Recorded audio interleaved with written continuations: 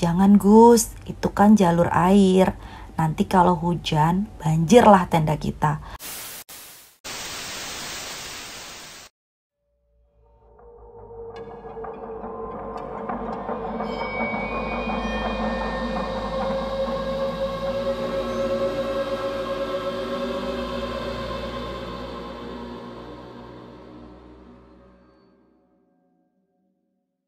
Hai Mystery Lover, welcome back to our YouTube channel, The Domboya Family. Di video kali ini, kita masuk lagi ke segmen Horror Night. Kalian udah tahu kan segmen Mami yang namanya Horror Night? Nah, di video kali ini, Mami itu mau ngelanjutin voice video story dari cerita yang sebelumnya. Kalau kalian belum sempat tonton cerita yang sebelumnya, kalian bisa tonton videonya di link suggestion yang ada di atas ya. Untuk mulai ceritanya, Mami minta ke kalian untuk selalu support channel ini biar terus berkembang dan selalu upload video yang bermanfaat untuk kalian semua. Tak lupa sebelumnya, untuk kalian yang udah nonton cerita ini, kalian semua diberikan kesehatan, mudahkan rezekinya, dan dilancarkan semua usaha-usahanya. Amin ya robbal alamin. Dan jangan lupa ya, kalian kasih like, comment, share, dan subscribe our YouTube channel. Nah, sekarang yuk kita dengerin cerita Horror Night malam ini.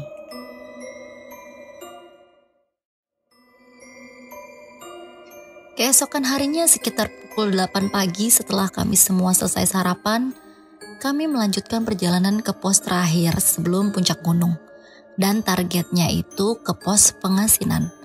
Keganjilan belum berakhir, tapi kali ini hanya Dayat seorang saja yang merasakannya. Sebelum sampai ke pos Pengasinan, mereka harus melalui beberapa pos, yaitu pos Tanjakan Seruni, dilanjutkan dengan pos Tanjakan Bapak Tere, dan sampai mereka ke Batu Lingga. Waktu saat itu menunjukkan sudah lewat waktu makan siang. Akhirnya mereka memutuskan untuk istirahat di pos tersebut. Indra dan yang lainnya membuka peralatan memasak mereka. Di pos tersebut ada keunikan tersendiri, karena di pos itu terdapat sebuah batu besar yang berbentuk bundar seperti tempat berkumpul. Karena mitosnya, di batu itu banyak para pendaki bilang kalau batu itu adalah tempat bermusyawarah atau diskusinya para wali pada zamannya. Suasana di sekitaran batu itu seperti sangat sakral. Begitu pula cuaca di sekitarnya, dingin dan lembab. Dayat kembali bertemu dengan sosok sang kakek yang telah ditemuinya 2 kali dan yang telah menolongnya juga. Tapi saat itu sang kakek terlihat sedang berdiri di batu tersebut. Dayat menoleh ke arah yang lainnya. Akan tetapi sepertinya hanya ia seorang diri saja yang melihat sosok kakek itu.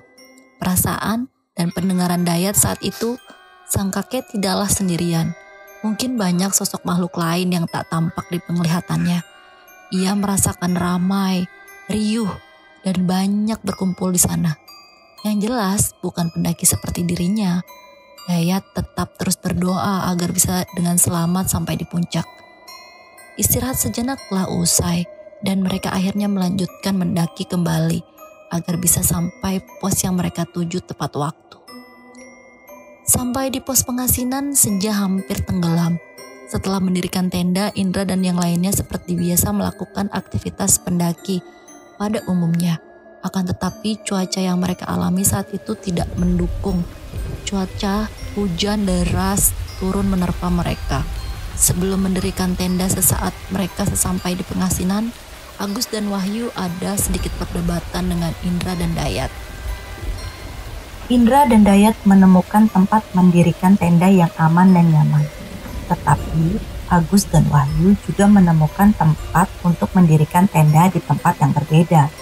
Dan disitulah perdebatan terjadi di antara mereka untuk menentukan tempat mereka mendirikan tenda.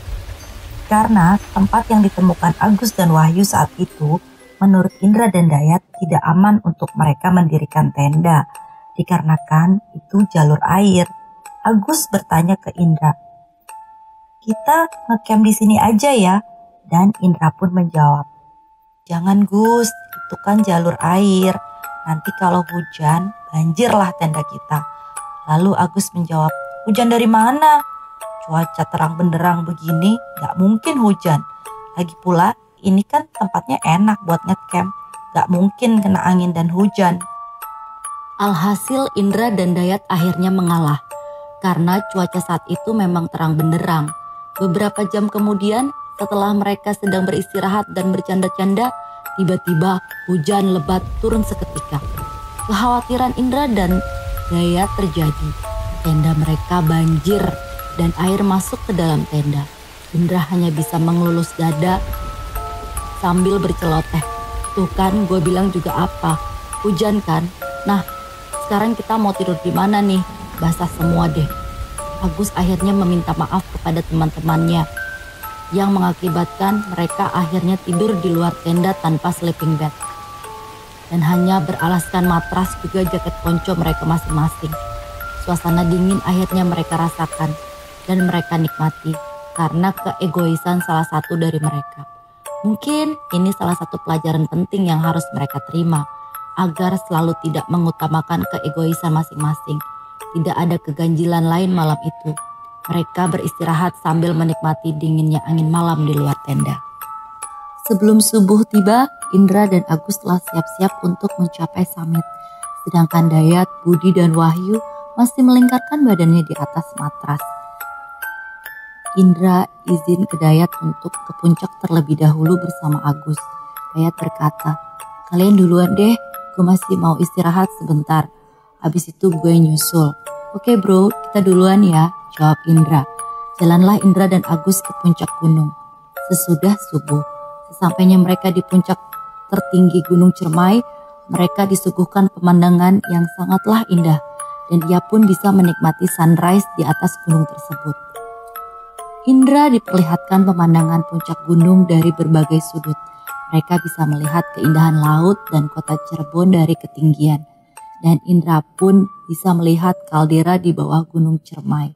Sayangnya Indra melihat kalderanya berwarna coklat, tidak seindah kaldera yang ada di Gunung Cermai seperti yang telah didengarnya dari para pendaki-pendaki lain, yaitu berwarna hijau toska. Akhirnya Indra dan Agus sampai di puncak Gunung Cermai. Selang beberapa lama setelah menikmati view dan puncaknya Gunung Cermai, ia pun bertanya ke Agus, kok Dayat belum kelihatan ya Gus? Yaudah kita turun aja yuk sambil kita rapihin tenda untuk prepare turun gunung. Agus menjawab, ya udah kita turun yuk, udah sampai puncak juga kan? Alhamdulillah ya Indra.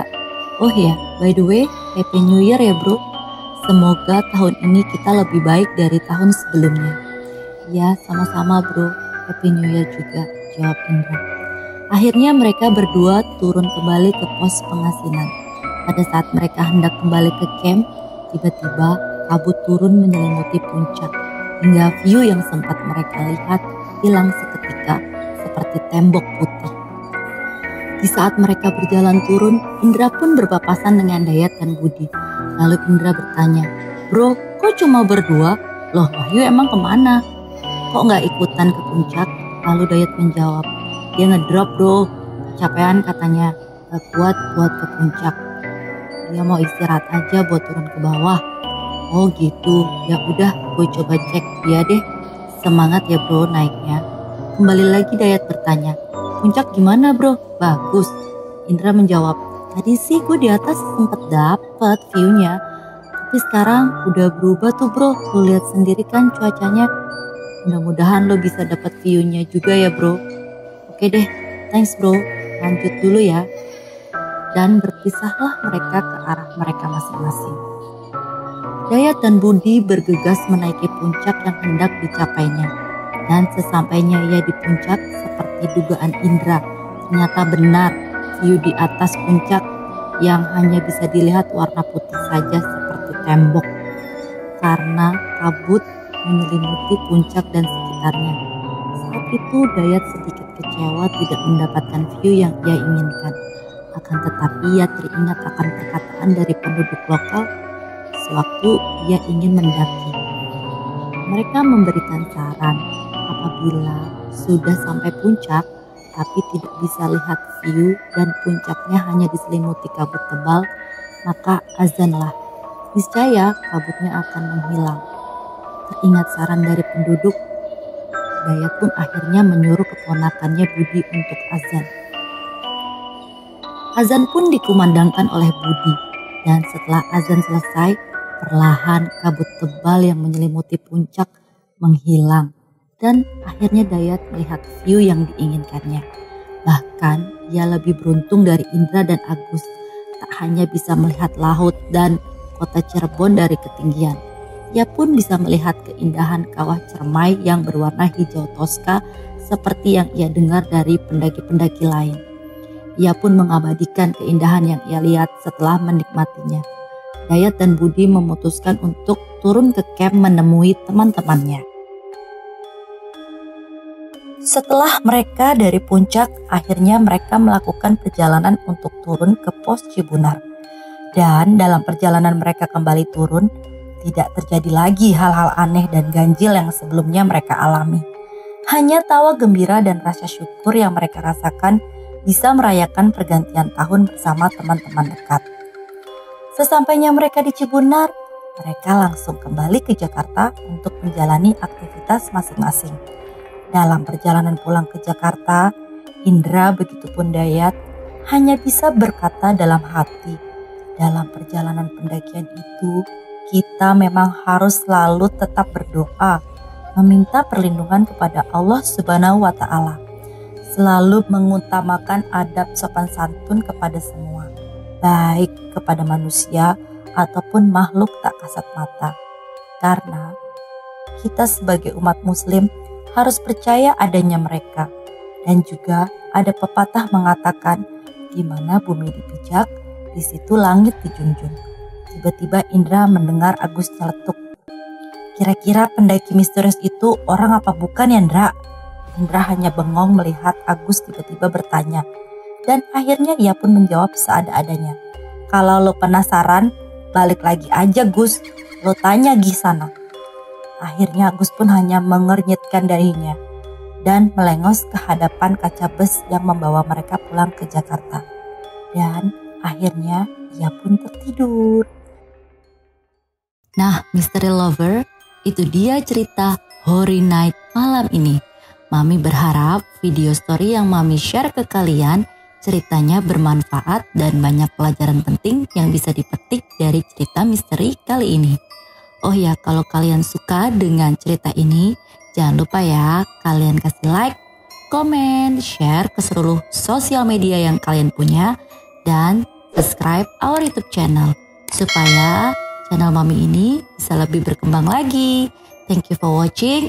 See you on our next Horror Night. Bye-bye.